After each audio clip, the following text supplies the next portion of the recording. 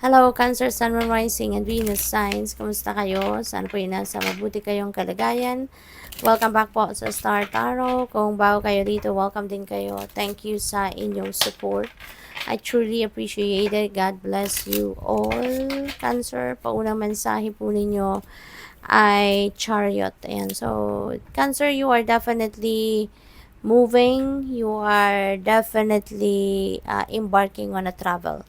Merong pagbabiyahe, merong travel na gagawin ng iba sa inyo rito, no, Cancer? And by land, no, siguro, baka maglo-long drive kayo, magro-road trip kayo, yung ganon.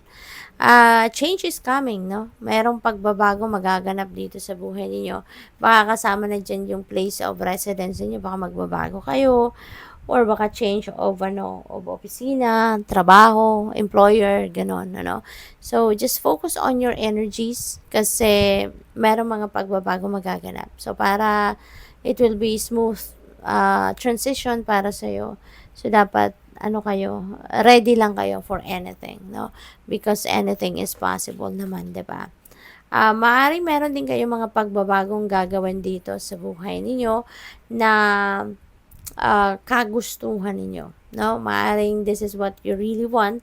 You want to change of environment, no? Maaring ganon. And kagustuhan ninyo to. This is what you are seeking. This is what you are manifesting na magkaroon ng pagbabago ang inyong sitwasyon. Okay? What else? We have 8 of Swords in reverse. Ayan. So, this is about healing, no, Cancer. So maybe you are going to come out of this depression. This is the end of a depression kung meron man kayo.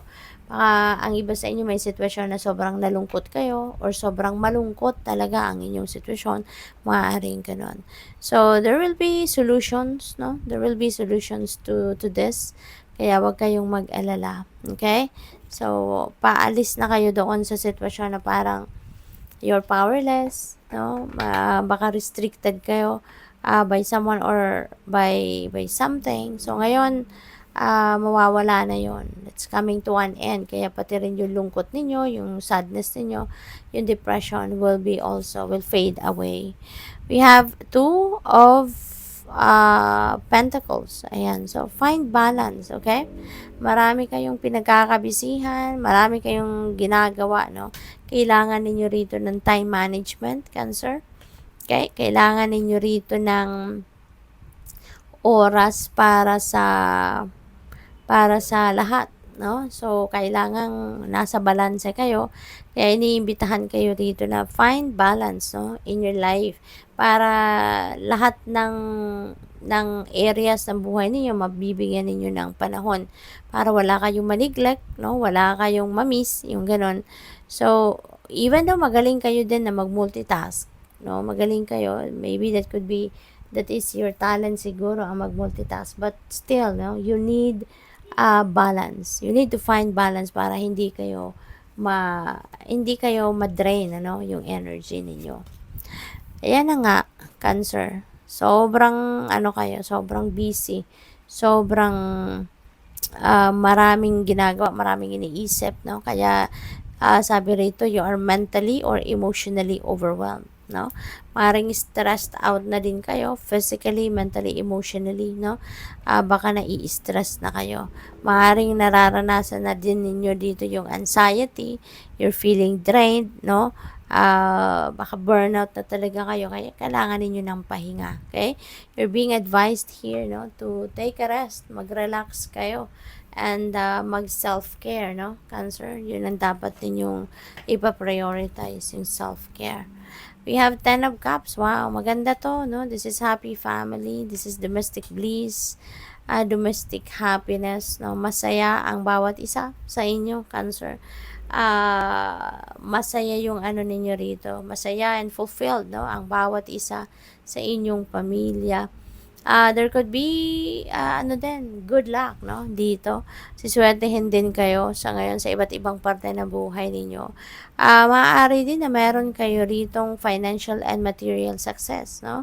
Kaya lahat ng needs ninyo or ng wants ninyo, no, maaring napoprovide mo na at naibibigay nyo na yan.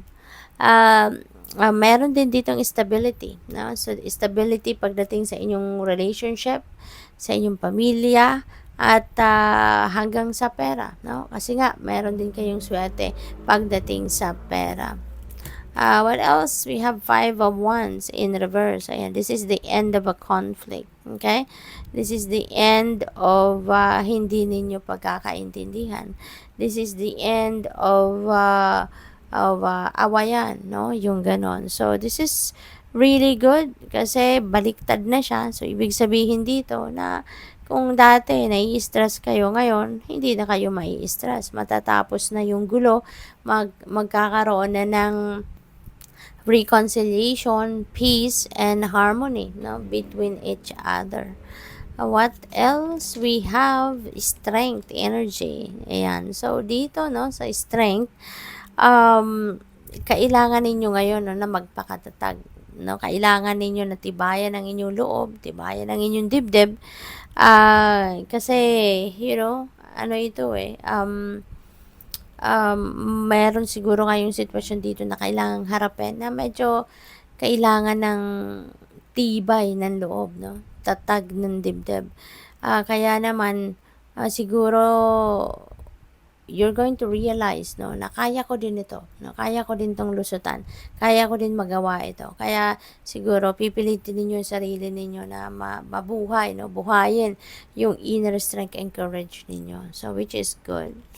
What else? We have death energy. Ayan. So, this is really beautiful. This is massive transformation. This is a change. This is a big change coming your way, no? At kagustuhan ninyo to, no? There are some situations or baka tao or bagay sa buhay ninyo that you're realizing na it is not serving your highest good anymore. Kaya it's time to release it. It's time to let it go, no? Kaya sa ngayon, hindi na kayo magpapatumpik-tumpik pa. Maaring matagal nyo na din itong pinagplanuhan at pinag-isipan na now you're going to implement that change, no? You are cutting the cords, no, between you and someone or situation or bagay, no? At handa na kayong bigyan ng pagkakataon ang sarili ninyo for a rebirth. So, good luck. Thank you for watching Love and Light. Namaste.